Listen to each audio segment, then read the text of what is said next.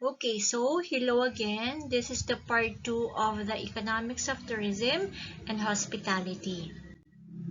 Okay, so we have here the tourism multiplier. When we say tourism multiplier, it is used to describe the total effect, both direct and secondary, of an external source of income introduced into the economy.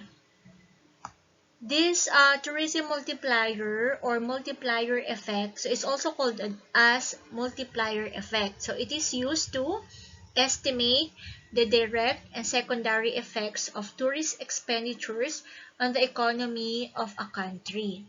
Okay, so remember in the last PowerPoint na sinend ko, ni-record ko, when we say direct, it means that the income is received directly.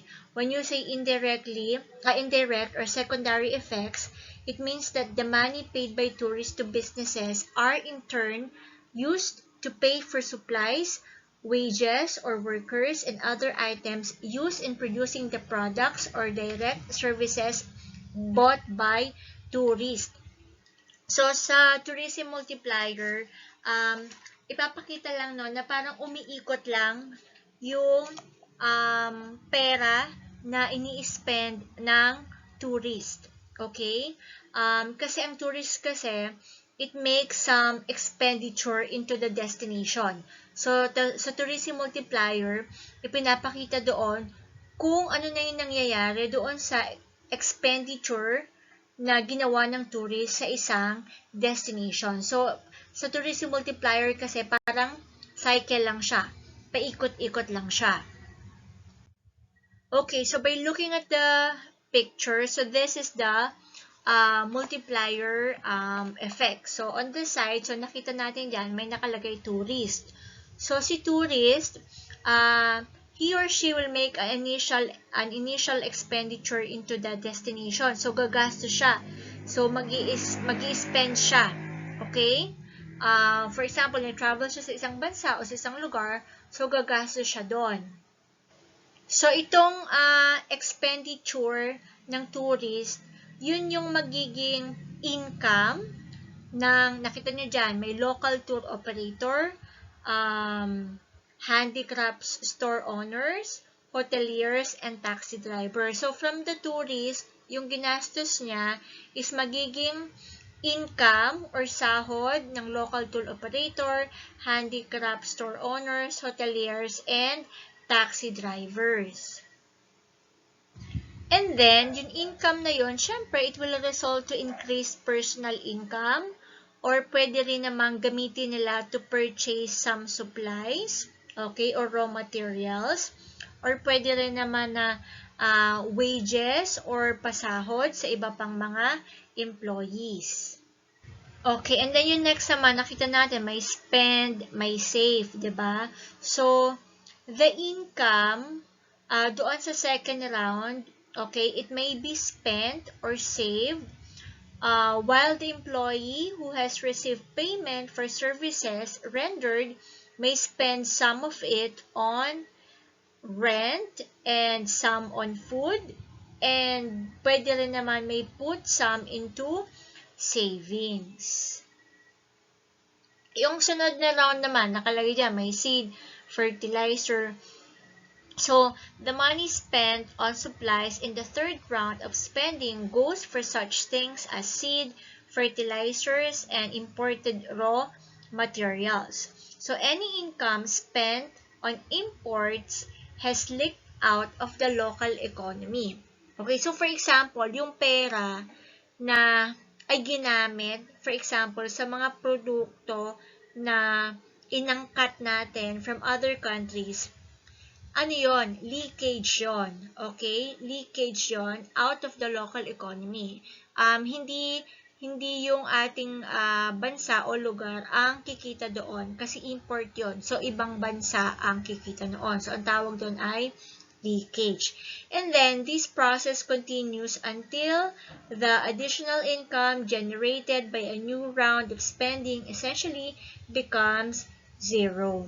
So, leakage is the value of goods and services that must be imported to service the needs of tourism and hospitality. So, nangyayari kasi yan sa leakage. Okay, for example, yung pera mo is bumili ka or kumain ka sa isang restaurant, for example, sa Pilipinas, which is owned by an international company. So, nagkakaroon ng economic leakage doon. So, halip na yung bansa natin ang kikita, ay mapupunta ang kita sa ibang bansa. So, ganun lang yung multiplier effect. So, paikot-ikot lang siya. Pinapakita lang niya kung saan napupunta yung expenditure ng tourist, okay, at saan naman yon ini-spend. Okay. So, meron tayong tinatawag na cost-benefit ratio. Cost-benefit analysis or CBA is a technique that describes and quantifies the social advantages and disadvantages of policy in terms of common monetary unit. Though a critical task, the aim of CBA is to analyze the cost, for example, the disadvantages and the benefits or the disadvantages of any proposal. Okay, so sa cost-benefit ratio, so kailangan natin din siya sa tourism and hospitality para malaman natin kung mas malaki ba yung benefit, okay, kesa sa cost. So, syempre, mas maganda, mas malaki yung benefit kesa sa cost. The higher the benefit, okay, of course, it means the better investment. So, dapat mas mataas yung benefit kaysa sa cost, okay, ng mga project. So, paano ba natin ginagawa yung cost-benefit ratio?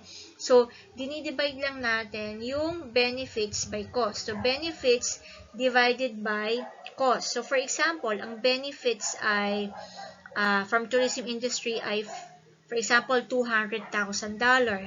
And then, ang cost is $100,000. So, i-divide mo yung $200,000 to $100,000. So, $200,000 divided by $100,000. So, it equals, okay, so equals 2. Diba? 200,000 divided by 100,000. So, benefits divided by cost. So, 2. So, ang ratio is 2.0. So, ibig sabihin, ang benefits is 2 and then 1 yung cost. So, the benefits outweigh the cost. So, dapat ganon. So, dapat mas mataas ang benefit kesa sa cost. So, sa tourism industry, kailangan mas mataas yung tourism expenditure, okay, kesa sa cost para mataas din yung benefit or yung income. Undesirable economic aspects of tourism. So, some undesirable economic aspects of tourism and hospitality are higher prices and economic instability. Because of additional demand and or increased imports, tourist purchases may result in higher prices in a destination area. This would mean that local residents would also have to pay more for products and services. So, syempre, if we are going to import some tourism products from other countries, so mas mahal yon.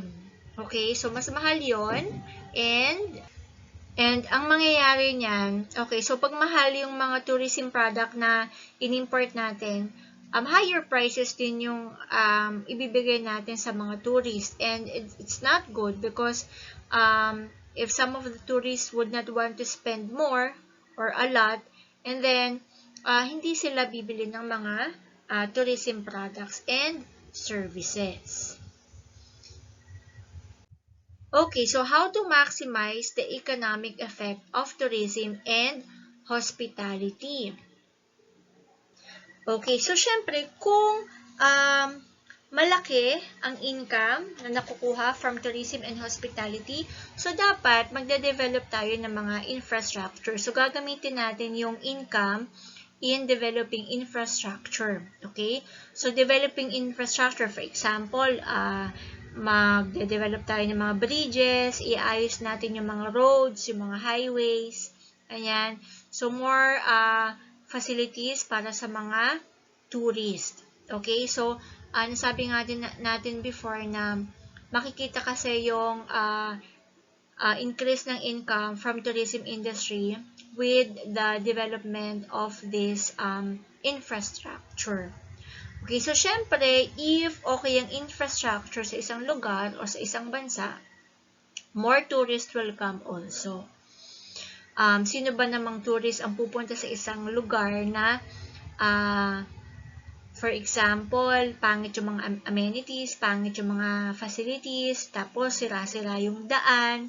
So, hindi sila pupunta.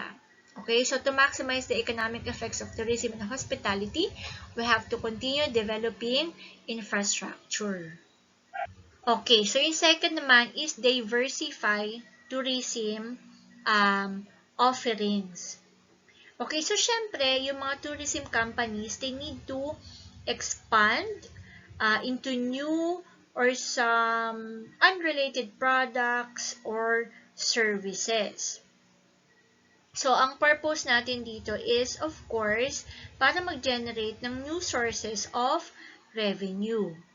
Yung mga destination natin, destination should create various tourist products that suit different visitor needs and desires in order to improve tourism, generate income, or balance seasonality.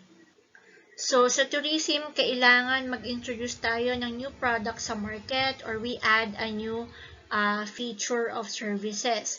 So, yung mga tourism product natin or tourism offerings are all services or experiences that are offered primarily to tourists in a destination they are visiting, like accommodations, restaurants, mga fishing trips, hunting excursions, sightseeing trips, museums, cultural centers, arts and crafts stores, and other indigenous cultural experiences. So, kailangan meron lagi tayong bago na maipapakita or may offer sa ating mga tourist. Kailangan kasi yan eh. And also, we have to identify our potential new market. So, sa tourism, kailangan mag-develop tayo ng mga new tourism products. So, paano ba natin gagawin yung pagde-develop ng new tourism products? So, we have to research the market. We have to, yung target market natin, we have to match the product with the market. We have to assess the destination. Dapat we have to do good marketing and promotion strategies also. Okay, so example ng diversification of tourism offering. For example, sa isang bed and breakfast hotel, kung wala silang ino-offer na mga meditation classes or yoga classes, so pwede nilang i-include yon sa mga services nila. So, para yung mga tourists na who are into meditation or yoga, yung mga gusto mag-perform ng mga ganong klaseng activities as a means of relaxation, so, pwede nilang magawa. So, it's a way to attract more clients or guests. Okay, number 3 in maximizing the economic effect of tourism and hospitality is promote sustainability. Ang purpose ng sustainability sa tourism and hospitality is to protect and conserve the environment. Okay? So, usually, ngayon, ang mga hotel, they promote sustainability by using mga eco-friendly amenities. Okay, so for example, yung amenities sa isang hotel room, usually yung mga yon ay made from wood na. For example, yung toothbrush made from wood, cotton buds made from wood also. So, ganyan na ang ginagawa sa mga hotel. Sa mga restaurant naman, so gumagamit na rin ng mga eco-friendly materials para ma-minimize yung paggamit ng mga plastic. And then, as much as possible, nag-recycle din tayo para maiwasan yung pagkakaroon ng too much waste sa environment.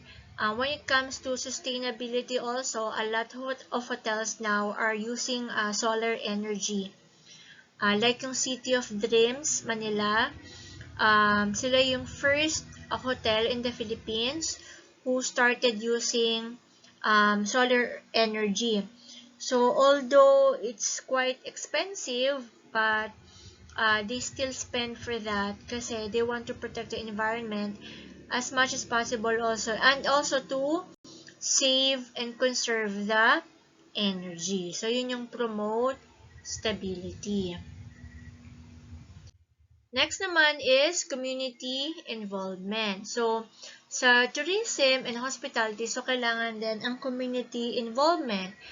For example, the community also needs to at least protect and preserve the surroundings or maintain the cleanliness of the surrounding. Kasi the tourist will not visit a place kung ito ay madumi at hindi malinis. Another example of community involvement is when it comes to restoring a heritage site or cultural site, ang community ay may part dyan. So, they're actually included in the meetings with the United Architects of the Philippines, with the LGU, and with the Heritage Conservation Society. So, kumbaga, pwede silang mag-comment, pwede silang magbigay ng point of view nila, reaction, suggestion, when it comes to on how to restore or preserve a certain heritage site. So, yun. So, kailangan sa lahat ng programa ng LGU ay kasama ang community. Number 5 is training and education. So, yung mga employees natin,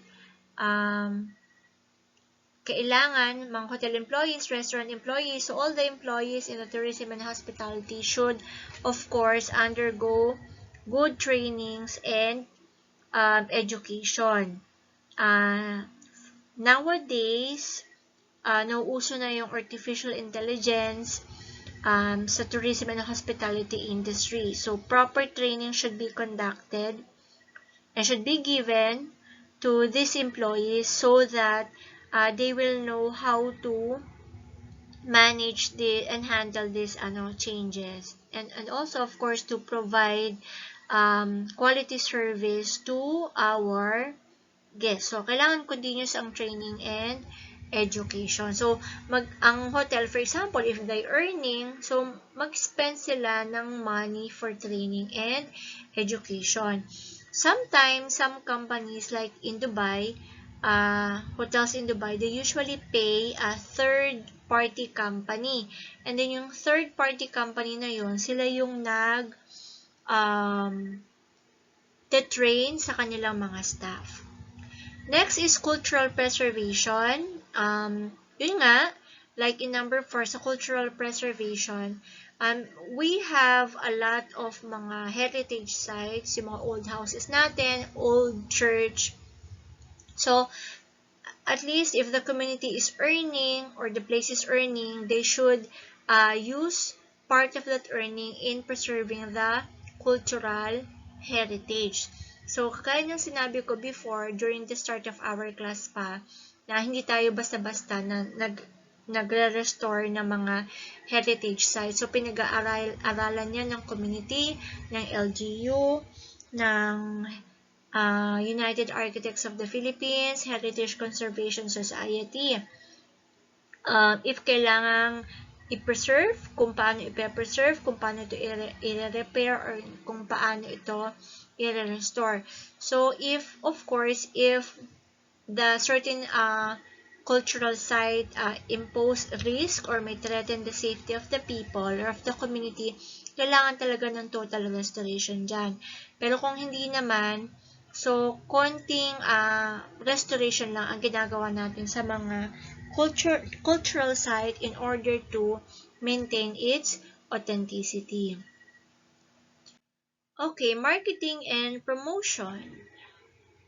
So, sa tourism and hospitality, to maximize the economic effect, kailangan ng proper marketing and promotion. Marketing and promotion, it depends upon your ideal buyer persona. So, for example, ang ideal buyer persona mo ay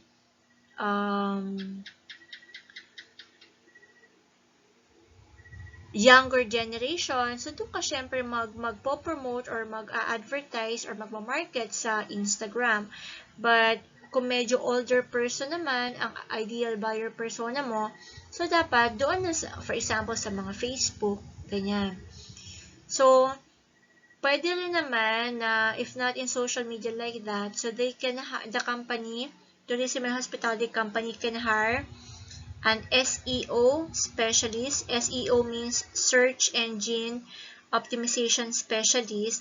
So, ang ginagawa nila, kung may website ka, yung hotel mo, so ginagawa nila, they make your website on the first page of the Google. So, pag nag-type, for example, ang guest ng best hotels in Manila, so yung website mo, ang gagawin ng SEO specialist, so gagawin niya nasa first page para ang makikita ng client ay yung hotel mo.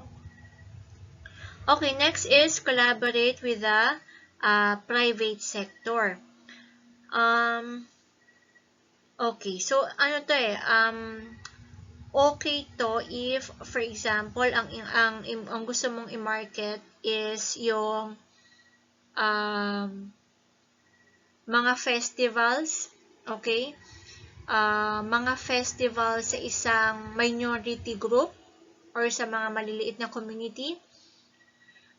If the government or if the group wants to promote these certain festivals, okay, to other places, so they can collaborate with the private sector, and then financially the private sector can help these groups or even the government in order to promote it. Okay, so yun. So, importante din ang participation ng private sector. But sometimes, private sectors don't want to participate in this activity if alam nila kasi na wala silang makukuhang advantage with that activity. Yun lang yung parang challenge with collaborating with the private sector. Next is safety and security. Okay, so syempre, when it comes to safety, we have to make sure that the tourist travel and journey should be safe. And then when it, okay, so that's safety and security. They need to feel secured. Okay, so kailangan ma-maintain yung peace, yung kapayapaan sa isang lugar. Okay, but because tourists will not visit a place if there is war or magulo yung isang area. So, kailangan ng safety and security. Okay, regulation and compliance. So, tourism and hospitality, so we have to follow with the regulations imposed by the government. So, hindi natin kakalimutan yung mga policies ng government. So, kailangan nating sundin yon because, syempre, ang gusto ng government for the safety of the tourists, for the preservation of the environment. So, yan. So, susunod lang tayo. Visitor management. So, kailangan we have to know how to handle the incoming tourists. Okay, yung mga tourist na bibisita sa ating mga lugar, so kailangan ay alam natin kung paano i-manage yon. It's not only about you know how to market and promote, but hindi mo naman kayang i-handle pag nagkaroon na ng increased tourist flow or influx. So, dapat alam natin how to manage the visitors. Okay, research and data analysis. Of course, tourism and hospitality should spend also with research and data analysis. So, dapat continuous ang research and data analysis because we don't know what will happen in the future. So, kagaya nung nangyari sa pandemic, during the COVID-19 pandemic, so, masyadong naapektuhan ng tourism and hospitality. So, we were not ready with those kind of uh, situations or occurrences. So, kailangan talaga ang continuous research and data analysis para alam natin kung paano tayo mag-respond with certain yung mga unexpected na mga changes sa ating industriya. So, kailangan ng budget para sa mga tourism and hospitality scholar kasi they will be the one to do the research and data analysis. Okay, public-private partnership. So, example din yung kagaya din yan yung kanina, yung collaboration with the private sector. So, importante din kasi yung private sector nga kasi financially talagang pwede sila makapagsuporta sa ating tourism and hospitality industry. Infrastructure for local businesses. So, importante din yan. So, alam naman natin kung ano yung mga infrastructure. So, this is, ang main purpose natin here is, of course, to deliver the best service to the guest. Number 15 is invest in digitalization. So, ngayon, syempre, meron na tayong advancement in technology. So, the tourism and hospitality company should invest in digitalization. So, for example, sa mga hotels, sa mga airlines, sa mga restaurants, sa mga website nila, meron na tayong mga chatbot. Okay? Chatbot. So, when the guest would want to ask some question, si chatbot na yung sasagot. Automatic na yon. So, dapat ganon. So, kailangan iyan natin yan kasi kailangan magawa yan. Investment in digitalization kasi for the tourist comfortability and for the provision of a convenient service sa ating mga guest. Robots nowadays, some luxury hotels are now spending on robots. Okay, so meron tayong mga butler. Ang iba, meron mga butler robots. Sila na yung nagde-deliver ng pagkain sa guest room. Meron namang robo-chef sa culinary department. Robot na yung nagluluto. So, ganyan. So, that's an example of digitalization. Okay, and then of course is accessibility. So, kailangan syempre ay accessible yung ating mga tourist destination. So, when you say accessible, can be reached easily and conveniently by our guest. Yun. So, dapat may mga local transportation na available. Okay, so that's all. Thank you very much.